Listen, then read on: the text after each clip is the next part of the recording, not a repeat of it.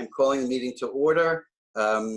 We have Mike Dula's chair of the Select Board, our Town Administrator Mike Dennehy, Glenn Pavlicek, Associate Superintendent of Schools, and Amy Dexter, Town Treasurer, who will give us an overview in turn and answer questions as we need them answered about the vote on several of the 11 articles we have to revote because of changes in the budget from COVID-19. First order of business is to review and to pass the minutes of March 9th and April 19th, our meetings. So are there any changes or discussion on those minutes that we all received electronically? If none, the chair will entertain a motion to approve those 2 minutes. Entertain a motion, put a motion out to accept the meeting minutes as presented. Yep, and we have a second. I second. Any discussion? All in favor? Aye. Very good. Thank you very much. First article is there are several articles that we have to go through, 11 in total. You've all received the summary sheet for them. Mike Dennehy and Amy Dexter are here to give us an overview of how we got to these numbers and why they look the way they do. And that, I think, will give us the background and the information we need to reconsider the vote. So Mike and Amy, if you want to just refer us to whatever you need us to refer to and begin the conversation, that would be terrific. Now's a good time. Thank you, Mr. Chair, members of the committee. Thank you for having me here tonight. And again, I can't thank this committee enough for continuing to meet and go over these issues. Since this group, since Chair Asher has led this group, I think we've met, probably 50, 70 times between the budgets over the last couple of years. So, and again, we're all working through it as a team. As Chair Zula said, my board's been working hard.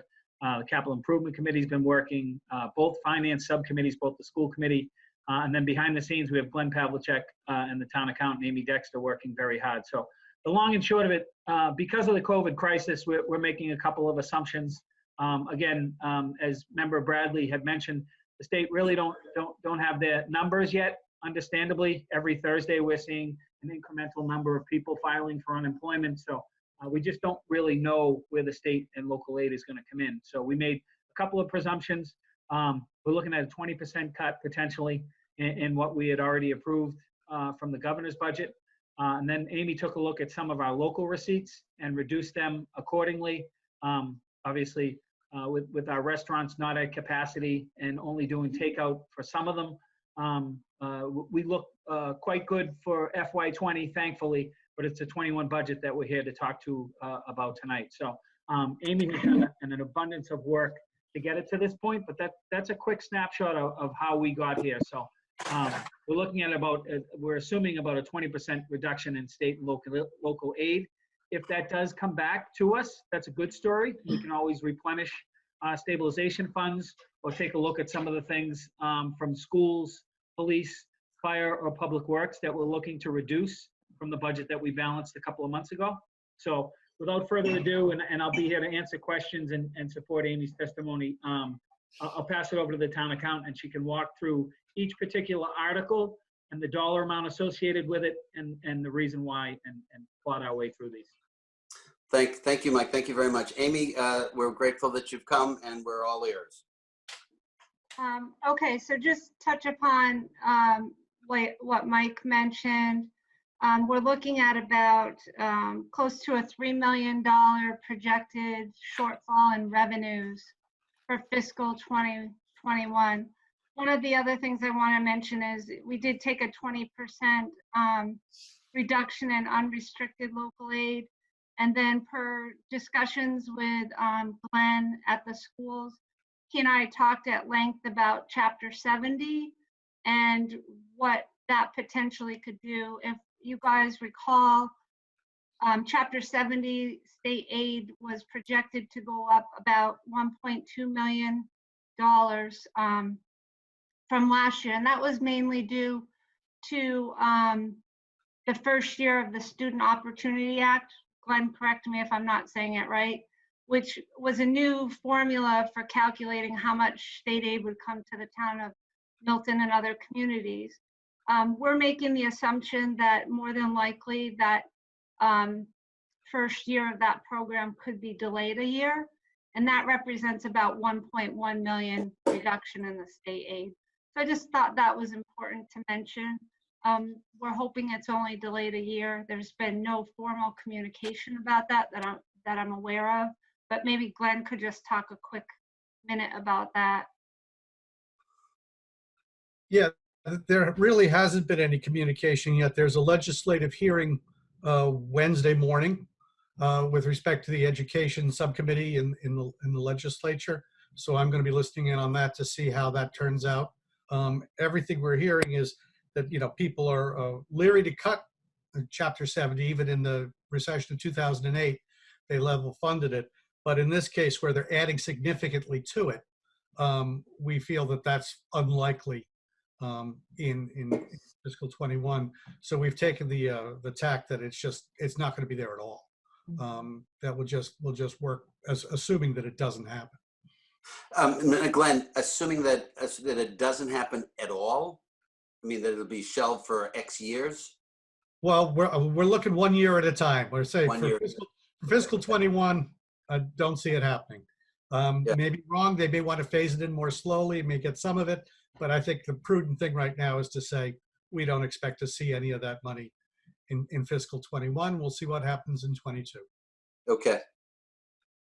Okay, so with that being said, we're looking at approximately $3 million potential shortfall in revenue. Collectively, the subcommittees of the select board, school committee, town administrator, Glenn, myself, and then subsequently the select board felt that we should make adjustments now to the budget recommendations, that in the event that we get good news and our projected shortfall is too much, it'd be much easier to restore some of the things that we're reducing rather than try to reduce later when we're part way through the year, because we don't really expect to get any significant news before town meeting. Right. So in order to absorb that $3 million cut, we did a combination of several things. We asked the two subcommittees as well as the select board for their opinions about appropriating $1 million from the stabilization fund, which has approximately 4.8 million in there, which, as you all know, we refer to the rainy day fund. This is the exact type of event that you would consider taking money out of there. And if anybody knows me, I'm generally pretty conservative and would tell that's the last thing you want to do in normal conditions. But as we all know, this is not anything normal that we've ever faced. So we did make a recommendation, which was subsequently voted and approved by the select board, to appropriate $1 million from the general stabilization fund. So again, just to reiterate, there's about 4.8 million in there right now. We'd be taking 1/5 of that out. That requires a 2/3 vote at town meeting. So we're proposing that be a separate article. Right. We'll talk a little bit more about that after when we get to the articles. We also asked those two subcommittees in the select board to consider reappropriating the free cash that was previously identified to non-bonded capital, as well as some one-time operating expenses and some other operating, not one-time operating expenses. So we unraveled some of that, which again, when we get into the articles, I can talk a little bit about, but it was mainly a $725,000 reduction in the non-bonded capital, article number 5. We're postponing or delaying those capital projects. It was originally 800,000. We're reducing that by 725 because we felt it was important to still leave some funding for consolidated facilities to do repair and maintenance type projects. Originally, there was about 150,000 in there for them. So we reduced that by half. So that's the Article 4 actually is that article. So that was reduced. Non-bonded capital appropriation. Yep. Yep, okay. So that freed up 725,000 to be allocated to the operating budget. In the original balanced budget, there were some free cash funds appropriated for the schools for hiring of about, Glenn, again, I'm going to need your help here. I think it was 4 or 5 teachers plus the additional bus that totaled about 350,000. We took that out. Not a time to be hiring people or adding things. Unfortunately, even though the need's there,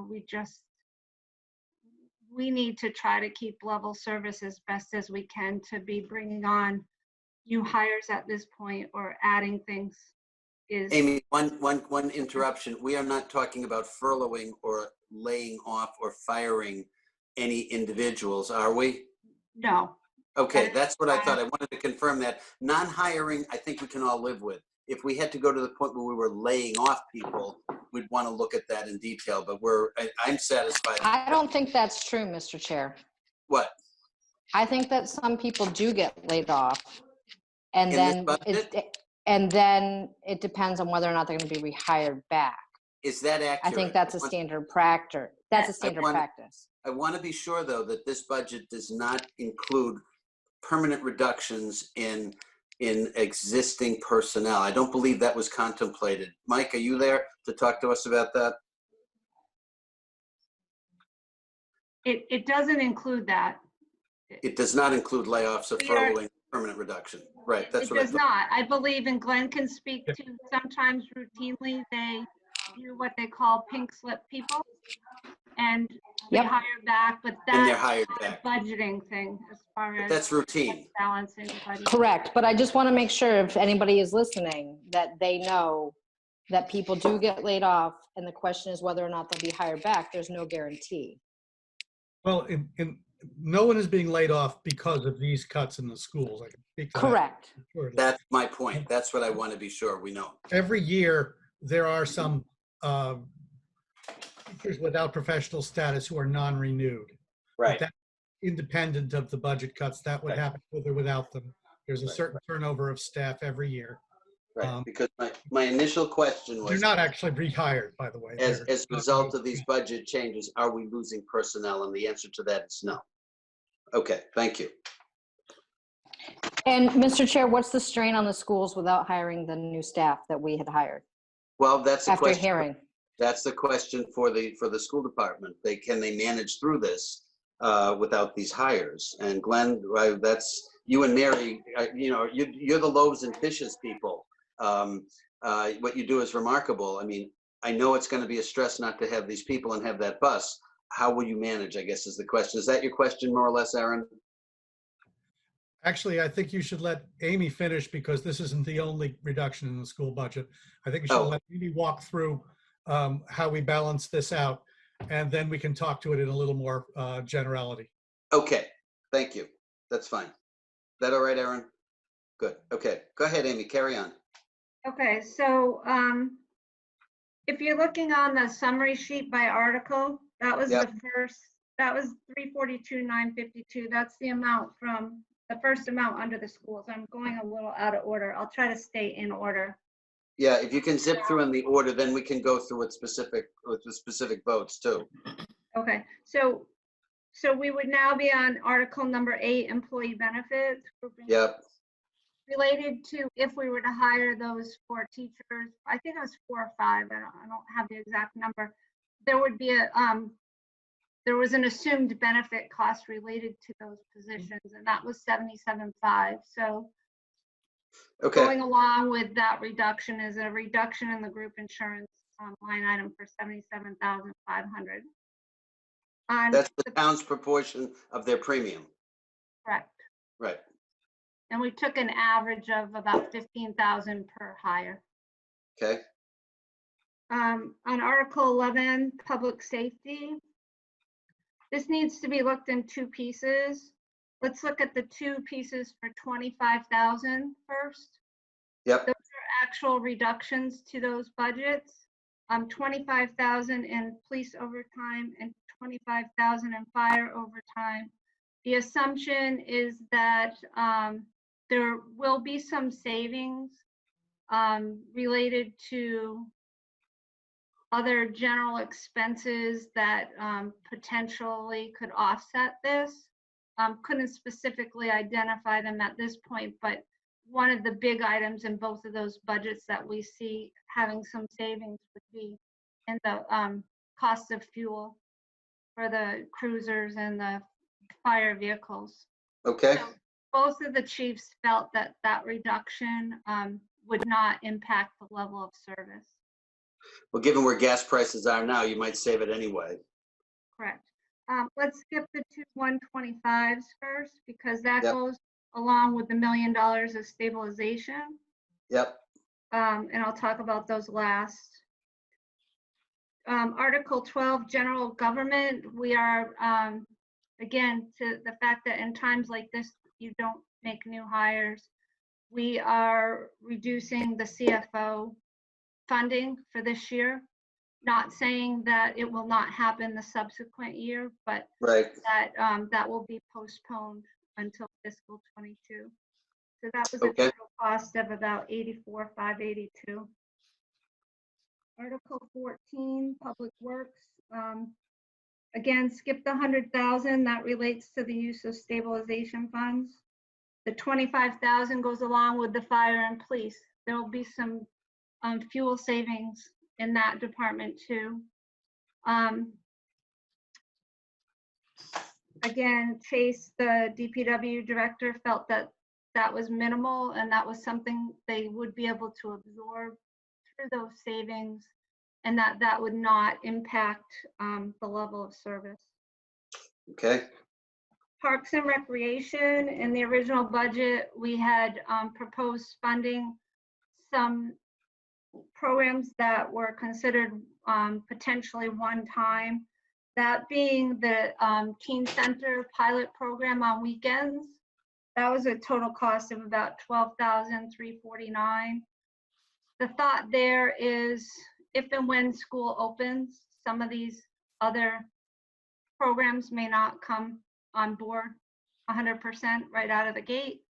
Right. And that if that pilot program was postponed until FY22, again, that's only opening the teen center on weekends. It would not impact the after school program that was already started this past year. So that would just be postponing the weekends until next fiscal year. Yep. The general expenses were two pieces of minor property that didn't fit the definition of capital. They were, it's a mower and a sod cutter, both individually under 25,000. So that's something that they're gonna have to seek other funding if they can't wait for that. And by other funding, they could look to their rec revolving or one of their gift funds or one of their other funds to purchase that equipment. Amy, can I just add one note? We did speak to the Parks commissioners on this, and they're aware of that direction. Correct. Okay. The schools, let's skip that first. Let's skip that one for now. Let's go to Article 30, stabilization funds. We needed the free cash to put towards operating expenses, so we're recommending no appropriation to capital stabilization. Same with Article 31, OPEB trust. That was going to be funded with free cash. We're recommending no appropriation for this fiscal year. So that was $90,000 going towards the operating budget. Affordable Housing Trust was a small contribution there of $18,569, also funded with free cash, making a recommendation of no appropriation for fiscal 22, again, because we need those funds to offset the revenue shortfall. So let's go back up to Article 5, which when you get to the articles, you'll see is a separate article appropriating to the fire, police, DPW, and schools from the stabilization fund. In order to try to make this go a little bit smoother with a remote town meeting, this taking money out of the stabilization fund requires a 2/3 vote. Right. It's could be problematic if it wasn't a separate article, because then your consent agenda is no longer a majority, it's now 2/3. It could get a little bit complicated. We felt that presenting it in a separate article was a little bit easier to comprehend, understand what happens in the event that this article isn't approved. And I can't stress enough the importance of this article and the importance of town meeting members and everybody understanding that if this article does not pass, it will result in reductions to these departments. We had to carve this money out of the individual departments and show it in a separate article. So when you look at the total funding for the schools, fire, police, and DPW, you add Article 5 to their individual articles. So in the event, we're proposing that this appropriation from stabilization fund happen in the early part of town meeting before the consent agenda, Right. so that we can hash this out and we know what it means when we get to the consent agenda and the other articles. So effectively, what we would be voting on is to take $1 million out of the, what did you say, 4.8 million in the existing stabilization, general stabilization fund? Correct. That's correct. So we would take $1 million out, leaving 3.8 million, and the components that would be in there, according to Article 5, are the 125 each for police and fire, 150 100 for the public works general, and then 650 for the schools, to total 1 million. Correct. Okay, and then reductions in other areas of the fund, the other areas of the budget total approximately $2 million. Am I reading that properly? Yes, Okay, so that would bring us to balance. correct. Okay, I want everybody to be clear on that the money is coming from a combination of savings and reductions and expenditures that we had initially contemplated, and supplemented by $1 million coming in from the stabilization fund. I think everybody's clear on that at this point, yes? Yes. Okay, good. Yes. Okay. Mr. Chair, if I could add one Yes. more point, sorry to keep Yeah, interrupting. No, you're fine. The stabilization fund in June 30th of 2016 was at $3.8 million. So over the past 3 years, we've been able to bring that up to 4.8. Taking that $1 million out would bring us back to where we were on June 30th of 2016. And as a true rainy day fund, I mean, it's cats and dogs out there now, so I think this is what the money's there for. And I think that point we can make very clearly to the town meeting. I think everybody will understand you have a savings account for a reason in your home life. And when you have a disaster, that's where the money comes from. Either that or you go to Uncle Louie, and we don't have an Uncle Louie because he's having problems now in Beacon Hill.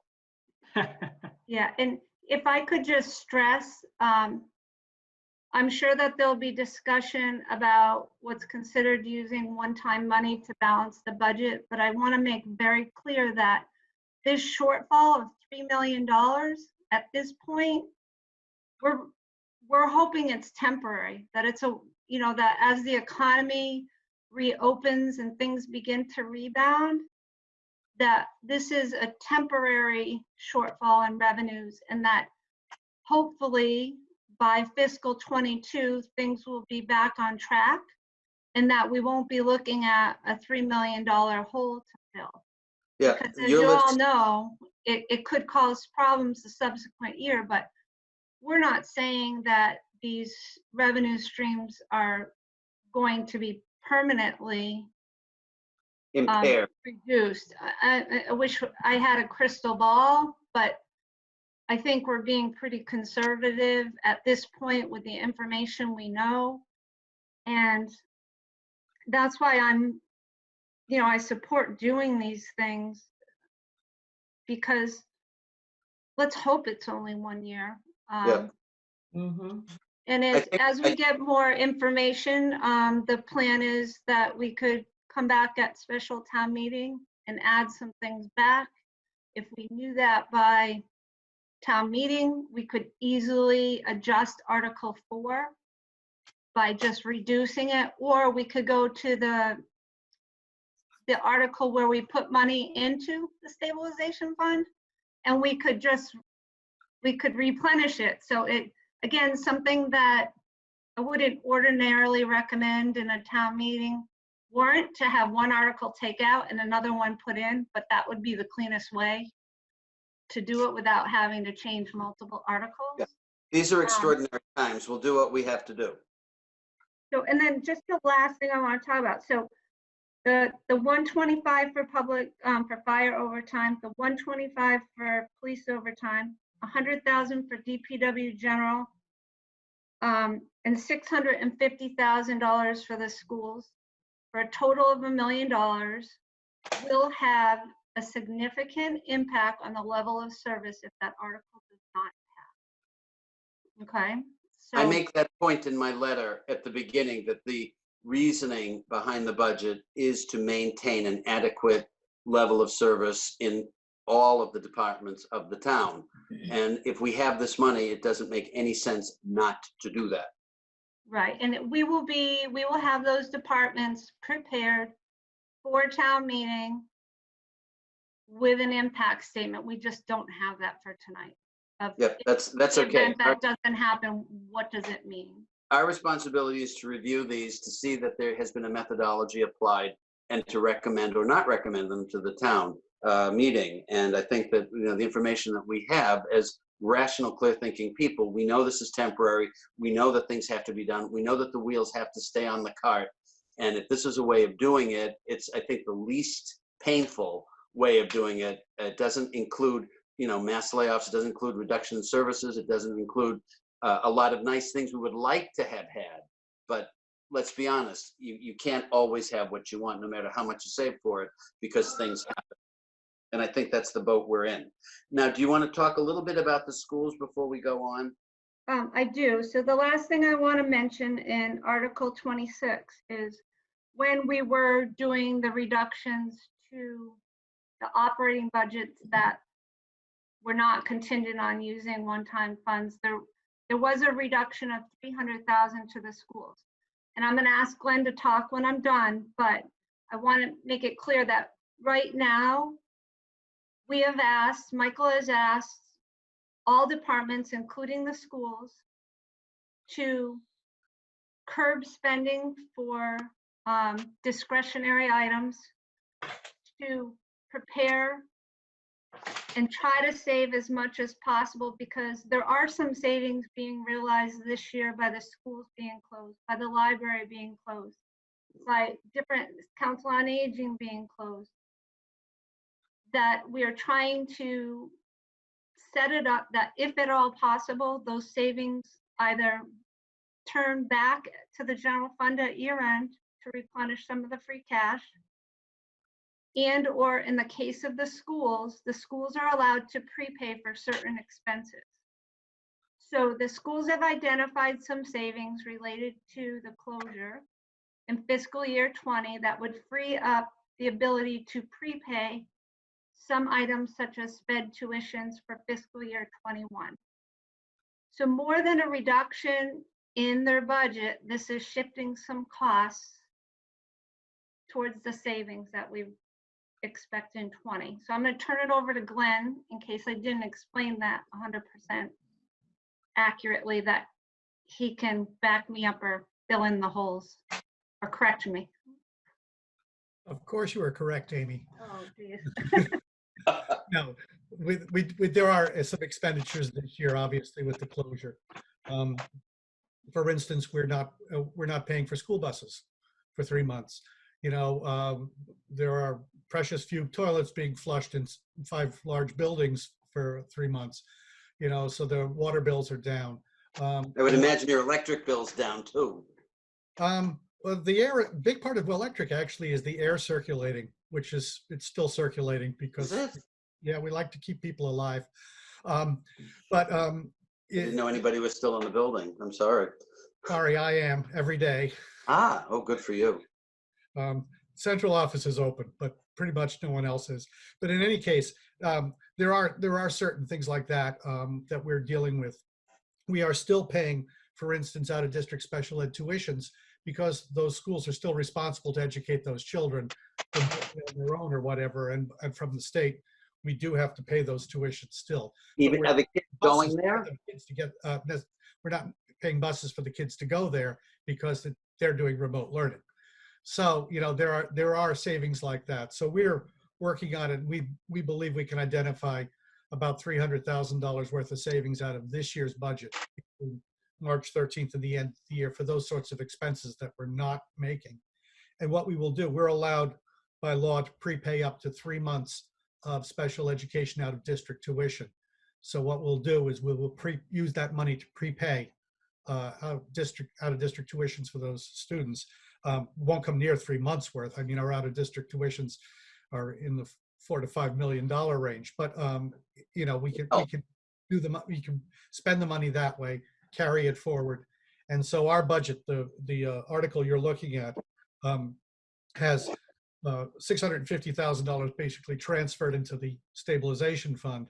The 300 and some thousand of new money that was coming out of free cash is gone, and 300,000 additional is deducted based on potential savings for this year that we're going to roll into next year. We have that luxury. We don't have to let it fall to the free cash and wait for it to be certified and appropriated. We can move a little of it forward on our own that way. So it's an advantage that Chapter 71 gives school districts. Okay. Amy, Glenn, Mike, thank you very much for these helpful overviews. I'll open it up to general questions about any of the articles. Mike Dulis, do you have something to ask? Just very quickly, George, just as a quick overview, I'm going to have to run, but Thank you. yeah, I just wanted to make clear the fact that the select board and the school committee are unified in this approach.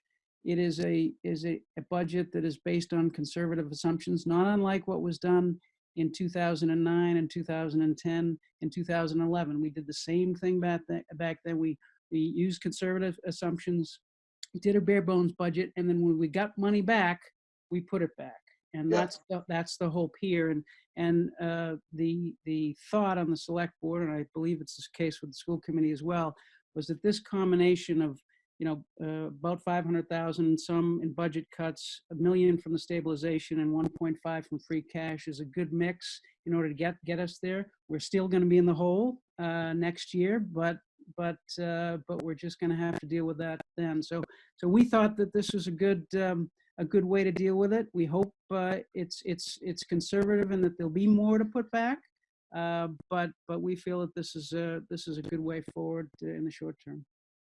Thank you. Thank you very much for dialing in with us. We know you did an enormous amount. I know you did an enormous amount of work. I was in a couple of those meetings, and it is great that you were able to do that. And thanks again to you and your associates on the boards, the school committee and the select board, for really a lot of work that went into making some very tough decisions. So thank you very much. Okay, other questions that have bearing on our consideration of these 11 articles. Let me just offer this as an idea. We could vote for this slate: Article 4, 5, 8, 11, 12, 14, 25, 26, 30, 31, 34, the changes thereto as a group, which may be more efficient, as I don't know that we really go back and second guess the work that has been done. If we want to look at each individual one, that's fine too. But if we can at all consider a group of these together, it might save a little bit of time. Mr. Chair, I'm all for what you just said. However, I still would like to know what strain this is going to cause on the school district for next year. I heard nothing but how dire straits we're in for the last year about the overcrowding of schools. And so I'm very concerned if we do go back to school starting in September, what this looks like for our students in this town. And so if Dr. Pavlicek could just speak to that for a minute. However, on a side note, I'm completely in favor of voting this all in as a slate. I think your idea is fabulous, but I still need some reassurance that our students are still going to be top notch that leave Milton. I think you've got a lot of support in that concern, but I think there's an overarching question too. As we look at this reduced budget, I'm not preempting your question, Aaron. I think it's exactly the right question to ask. But I think before that is, Glenn, how are you considering, you and Mary, looking at the school population for next year? How are you managing it? And by the way, is it going to be possible to have everybody back on site business as usual at the beginning of school as we did? I think I know the answer to that, but we're dying to hear what you've got. Well, we're dying to hear too, actually, when it comes right down to it. Yeah. We have a reentry committee that we're forming. We're getting volunteers from the community as well as from within the system. To come up with contingencies? Yeah, we're looking at basically 4 different options. We might come back in the fall as we normally would. That could happen. The state is talking about things like bringing people back gradually with social distancing. In other words, maybe half the school comes in 1 week and then half the next. And remote otherwise. That's a little tricky because when the teachers are teaching the half that's there, who's supervising the remote, but it's an interesting question. That's one of the options. Another option is whichever of those two happens, there could be a resurgence and we may be going out again. Yeah. Which is, we have to look at that possibility as well. What would we do with a scenario like that? And the most dire possibility is we don't come back in the fall, as immediately, that it's later at some point in the fall, and that could happen too. And all of these things have collateral consequences. We don't actually know from the state what the guidance is for the summer yet. What the status of camps are going to be. It is unlikely, I think personally, that things like Camp Cunningham are going to happen, that Milton Summer Enrichment is going to happen. Likely we'll have some form of extended school year for special needs students, but that may have to be remote because that's a federal requirement that we're going to have to deal with. So that could happen. If we come back in the fall, it's entirely possible that we'll be told before and after school can't happen. When you're talking about social distancing, you can only put 17 students on a school bus. Let's talk about what that means. Or one. There are other practical things I'm thinking: the sports teams, the music, the choirs, the bands, the orchestras. You can't rehearse remotely. Well, you can, but it's difficult. But no, I think trust me. I'm a choir director. I've tried to figure out how to do that. NFW doesn't work. Yeah, it's but it may be that we're told that you're bell to bell and not beyond. It's all going to depend on what guidance we get from the state and from the Department of Public Health.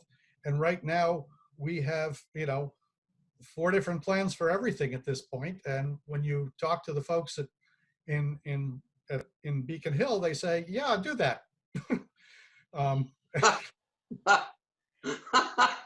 Glenn, can I ask a question in terms of the remote learning that's going on right now? If you had to give it a grade in terms of its successfulness, how would you rate it? Well, this is actually phase 3 of remote learning. When we first went out, it was sort of, try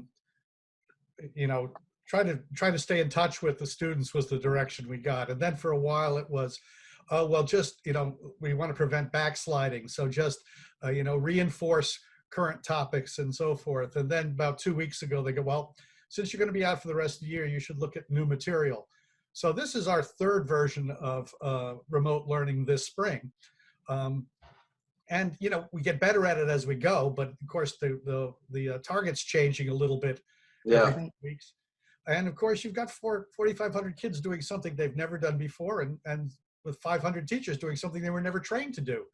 So it's, you know, there's a lot of learning going on. We've been doing a lot of, you know, online professional development for the teachers in between dealing with the students to sort of teach them how to do things like these meetings you're having right now on Zoom or whatever, and avoiding the Zoom bombers that come in and do terrible things in the middle of a group of 70-year-olds.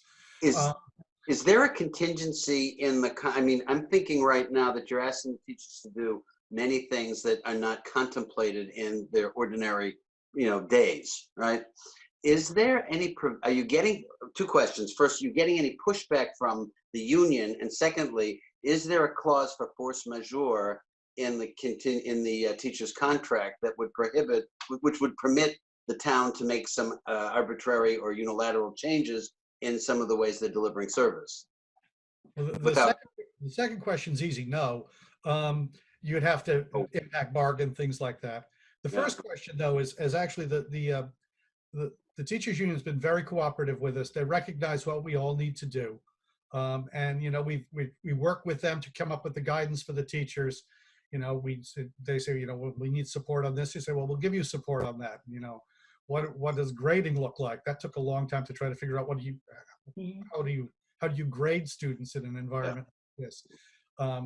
And it, you know, we never were trained to do this either. So, I mean, I have the advantage of, you know, having been in college life for a while, and remote learning is not totally new to me. Right. It is completely new in the context of 6-year-olds. You can take a high school student and say, sit down, you know, and do these, you know, go online and do this and do that and do the other. But when you're dealing with kindergartners and first graders, you know, you need mom or dad sitting there next to them, and that's an entirely different ballgame. And you know, we have teachers who are themselves at home with young children because they have no daycare. So, you know, they're not only dealing with the 5-year-old in front of them, they're dealing with the 6-year-old behind them. You know, it's a difficult situation, but we've recognized it. They've recognized it. We've tried to work together to make it work as best as we can. Okay. Any other Can I questions? have one follow-up question? Have you seen a decline in the enrollment rate, Dr. Pavlicek? I mean, I'm just worried about next year. And I know we're on this year, but we're looking at a budget for next fiscal year. And I am a resident and obviously, and worried about what this is going to look like for next year for our kids. So has the enrollment gone down? Should I not be so worried? When we first went out, we paused basically on new registrations. We have, you know, we're registering kids for kindergarten for next year, and we put a pause on it. We have since reopened it. So we are registering people now. We are registering students who moved in for this year, who are starting May in a remote learning environment, who will start now for this school year, but not be able to enter the building. So we're having people moving in, houses are selling, it's happening. I can't tell you at what rate because there's nothing to compare this to. If I were to look at the number of kindergartners registered now versus this date last year, it's down. But we had 6 weeks where we weren't registering anyone. So there'll be a catch up possibly. And people are worried about what's going on now. People aren't really thinking so much about September just yet. They have a lot on their plate between now and then. So it's really hard to tell what's going to happen with that. I think classes are going to be crowded. I'm not, you know, some people are saying, oh, people will be afraid to come back and they'll do homeschooling. Well, people have been homeschooling for a few weeks now. I think it doesn't look as good as it sounds to most people. Homeschooling is really difficult. And in our case, we're homeschooling now where we're giving you the curriculum. If you want to say you want to homeschool, you have to give us the curriculum, which makes it 10 times worse. So I don't see. I only have one more question. Oh, sorry. I thought you were done. I only have one more question. The only other thing is people in financial issues may be pulling children out of private schools and bringing them back to us as well. Yeah, that doesn't surprise me. If people are strapped, they're not going to pay tuitions. And there have been a lot of people who have been laid off who are doing just that. So, One more quick question. So do you have an agreement with proportionally looking at what the schools have reduced in this year's budget, in the 2021 budget, versus what other departments have reduced? Do you have an agreement with the town about how proportionally things will go back online? So let's say we open back up and we get more revenue.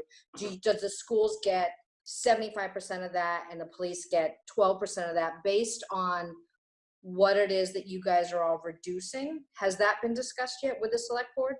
And That with might the be a town question. That might be a question for Mike or Amy. Mike, are you still here? Can you answer that? I am, yeah. But when hopefully, right? Hopefully we put ourselves in a good situation from this conservative estimate. A lot of the communities around us aren't necessarily taking these steps that we're taking, and I was quite honestly surprised with some of the listserv answers. And I questioned the fact that we might be a little too conservative, but you've worked at the State House. You understand that there's a lot of indecision going on up there, understandably.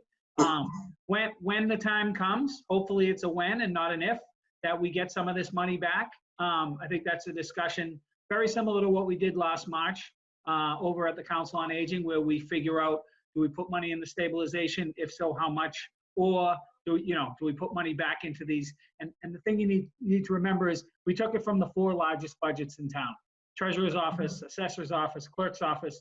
We're talking more drastic cuts if we have to touch that. That's a discussion for hopefully a good discussion we'll have as soon. It all depends on whether we have that V-type rebound or the U-shaped rebound. A V-shaped rebound. We lost you. Let me just say I agree with Mike. Yeah. Okay. I think that's a reasonable way to look at it. I think, though, for our purposes, as there's going to be a special town meeting now sometime in July, at the end of July, we may have answers to these questions. And I think for our purposes, making these reductions is what we have to assume to deliver a balanced budget is in order at this point. So are there any other questions that we have for Mike, Amy, or for Glenn? So do I have a consensus among you that we can take a general vote on the Articles 4, 5, 8, 11, 12, 14, 25, 26, 30, 31, and 34 as amended and listed in the summary of budget changes and related warrant articles dated for June of 2020 that we've all seen? Do we have a motion to adopt these and recommend these to the town meeting? We have a motion. I move to recommend what the chair just said, all those articles, that we vote to approve them, easy peasy. Right. I'll second that. Is there any discussion on the concept of voting them in a group? Because if not, okay. All in favor then? Aye. Aye. Everybody? Aye. Okay, unanimous. Lynn, please note that it was a unanimous vote. And we'll submit this with these changes within the warrant report as we have it. Now, there's one more article, there was a change in wording to the electronic article, electronic delivery of the warrant report article. Lynn, do you have that? I'm just going through right now to pull up the actual number so we can consider that. I think everybody got the wording change, right? I think, Okay. George, I think the big thing was they added, in addition to sending the warrants out electronically, that they were going to send out the warrant committee reports. Yes. Yep. Yep. I want to make sure everybody got that. I'm just looking for the number in the warrant report right now. 37? Thank you. I was going to say 36, but I knew I was going to be wrong. So 37. Has everybody reviewed that? And do we have any discussion on that? Actually, Is there any questions? Sorry, George, it's actually Article 38. 38. Okay, thank you. All right, so I would have been wrong at 37 anyway. Okay, Article 38, and that's, I think, the only other wording change that we have to consider. Is that right, Lynn? Kevin, do you want to speak into this? Absolutely. Yes, Mr. Chair, Kevin Freitag, Town Hi, Council. Kevin. That's Thank right. you. That's right. You have the new wording changed. The article does three things. It changes over from all paper copies of town meeting warrants to electronic warrants with paper copies at select board and town hall and to town meeting members and elected officials. It does the same thing for election warrants, which will now go to be on the website to download and then also be made available in paper form at the library and at the select board's office. And the third thing that it does is it removes your obligation, and when I say your, I mean Warrant Committee's obligation under the current bylaws to report on ballot questions, which has been something that the Office of Campaign Finance and also the Supreme Judicial Court in Massachusetts about some time ago said that Warrant Committee should not be doing any longer. And I know that in Milton, they haven't been doing it for some time. Right. It's just a correction that we picked up on when we made these changes, and we wanted to make sure that it was corrected while we were making the changes to provide for electronic delivery of warrants. Okay. Is everybody clear then? I have a quick question. No, I'm sorry, Mr. Chair, I have a question. I thought that they were going to be at the Council on Aging. Like, I thought they were going to be, isn't that what it's called? What's behind Town Hall? Yeah. For elderly people? I thought that it was also going to be provided there in paper form. Right. For And the in post elderly. offices. Yes. Yeah, If I and might, it's Mr. all Chair. taken out. Go ahead, Mike. We will provide them to the Council on Aging and Director Stan. It was left out of the article, not non-specifically, but it will be hand delivered. They'll have a daily supply that will re-up. The three locations are going to be the library, town hall, and the council. Why would we? Mr. Dennehy, with all due respect, that is very concerning to me because if you ever leave, I don't know that I can trust the next guy or lady who takes over. So with all due respect, I don't see this written down here, and I know a lot of elderly people that are gonna want it at the Council on Aging. How can we rectify this, guys? We cannot change the article. We can't change what the wording is. We can make. And we don't want anything at town meeting that tries to change it. So It's going to be very hard to get anything at this particular town meeting changed. My suggestion is to put in the comment, if we choose to recommend this, to put in the comment that we would advise the administration of the town to modify this or to make available at the Council on Aging the printed copy. Kevin, I mean, you tell me what's the right thing to do here if this is a consideration. I think that your comment suggestion is a good one. It's the recommendation is, as you know, sort of gets into the specifics of what would be changed. So if there was a desire to make a change there to the actual vote, I think that would still be within the scope of the original article. I know that there was some robust discussion with Select Board Member Conlon and the town clerk as well regarding some of these questions that you're now raising. So it might be good to reach out to them as well. What if, given the interest of time, that this has to be expedited, this particular draft has to be expedited? I cannot remember offhand who wrote the comment for this one. Lynn, you have that, right? It was me, George, Christine. Oh, Christine, you wrote it. I did. Is there any way, would you be amenable to putting into the comment that we recommend this, however, we also put the caveat in, we strongly recommend that the town administration make copies available at the Council on Aging? Yeah, no problem. I'm looking at the new version. I mean, okay. I fully Yeah, no support problem. this. I fully support this, Mr. Chair, but I'm going to have to vote against it in the way it's drafted right now. I fully You have no idea how much I fully No, support I this. understand, and I understand why you would vote against it. I just think in the interest of getting it adopted and Agreed. having it in hand, because I would bet you anything, somebody at the town meeting is going to make the same observation. And if we put it in the comment, somebody will take that and make a friendly amendment. And Christine is magical. She can put it in there and do it great. And I trust her, but just know I'm not voting It's against fine. this. Listen, it's that we all have our own consciences, we all have our own votes. But I think for in the interest of doing this, Christine, would you be able to redraft that with that change and get it to Lynn, because we're under pressure to get this done by tomorrow, believe it or not. You're on mute. mute, Christine.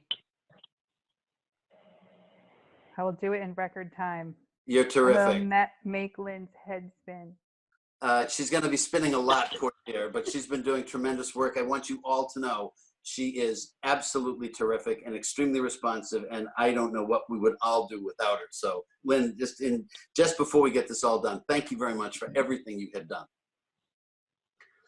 Okay, so at this point, we have to take the vote on Article 38 as worded, with the caveat that we're going to have a change in the comment to reflect the concern of one of our voting members. So is there a motion to accept this wording as is and send it to the town meeting? We have somebody, was that a motion? So moved. Yeah. Thank you. Do we have a second? Second. Okay, any more discussion? All in Mr. favor? Chair, if I can, Yeah, Mike. excuse me, Mr. Chair, if I can interrupt for just a second, again, Town Council, these votes should be roll call votes. Ah, okay. That's right, we're remote. I forgot about that. Okay, Lynn, do you have the roll there? Sure do. Can you call? Sure. Brian Foster? Aye. Brian? Yes. I'm sorry, Brian, I can't say your last name. All this time, Lynn. I know, My I know. Rosemary? Yes. Kathy? Yes. John? Yes. Christine? Aye. Aaron? No. George? Aye. I think I hit everybody. Yep, you do. Okay, it passes. Kevin, should we take the last vote? We did not vote by roll, just to observe the form. Should we take the roll Yeah. for the vote on the slate? Okay, can we redo that, ladies and gentlemen?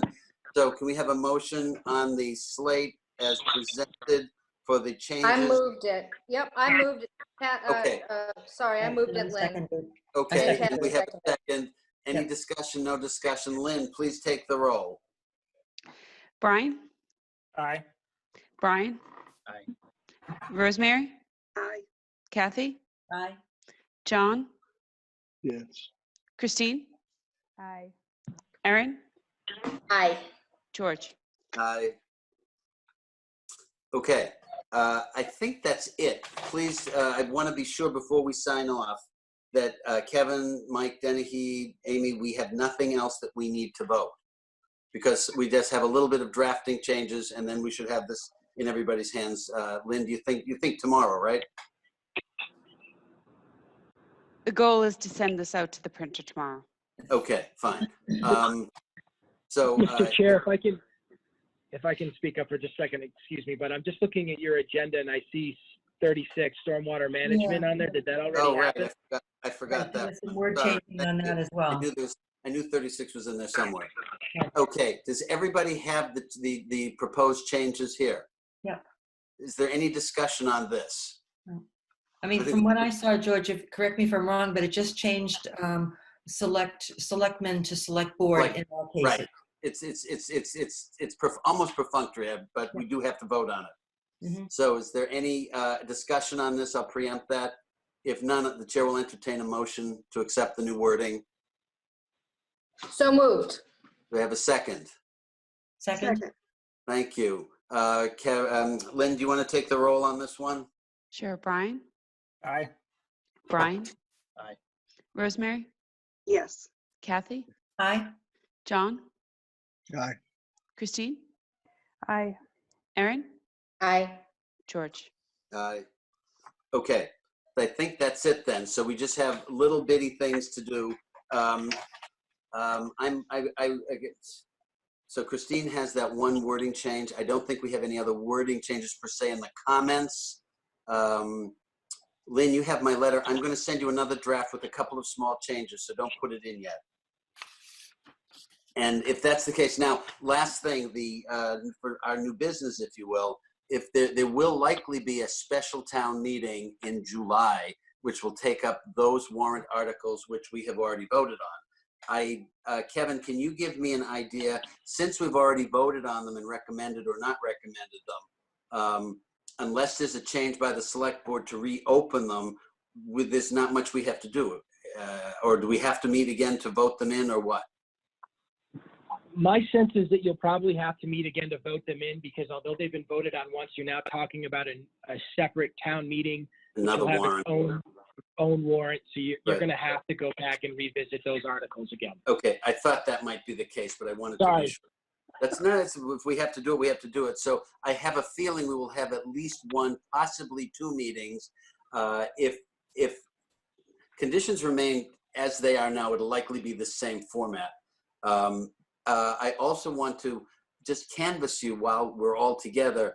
I don't want to be arbitrary in setting the day and the time of these meetings. What is the consensus? Is Monday at 7, which has been our standing kind of meeting.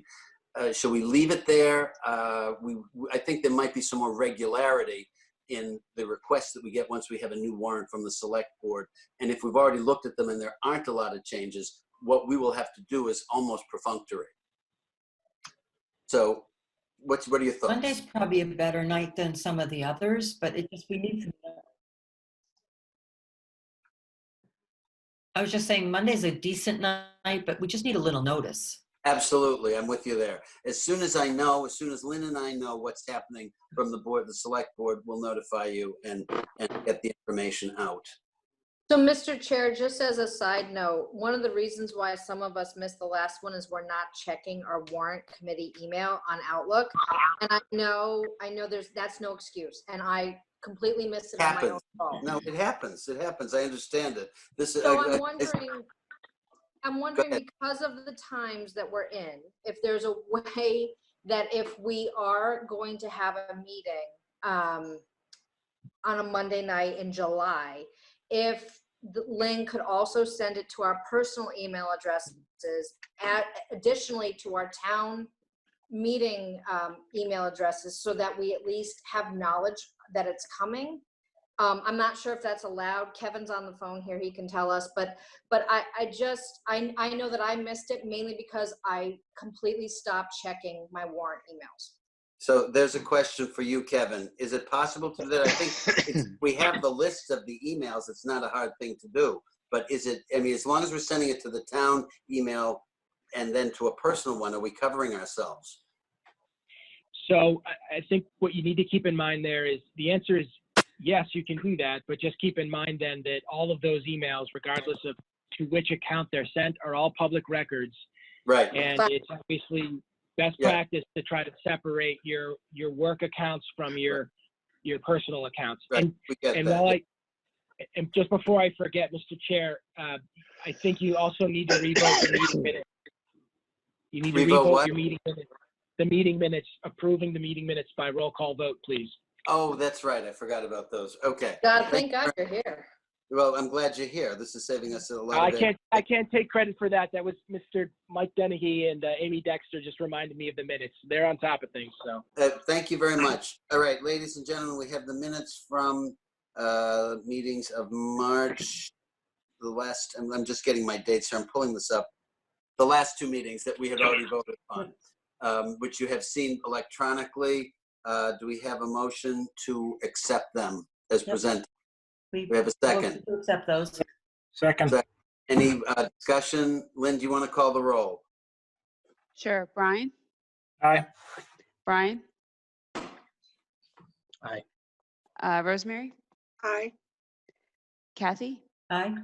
John? Aye. Christine? Aye.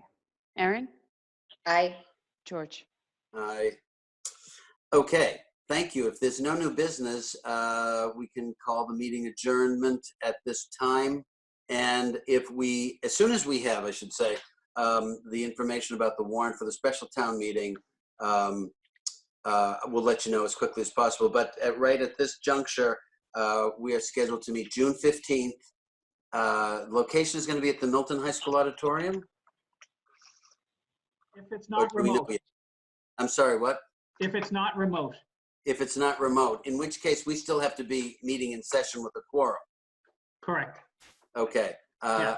I will be, I think we're all curious as how a remote town meeting will work. But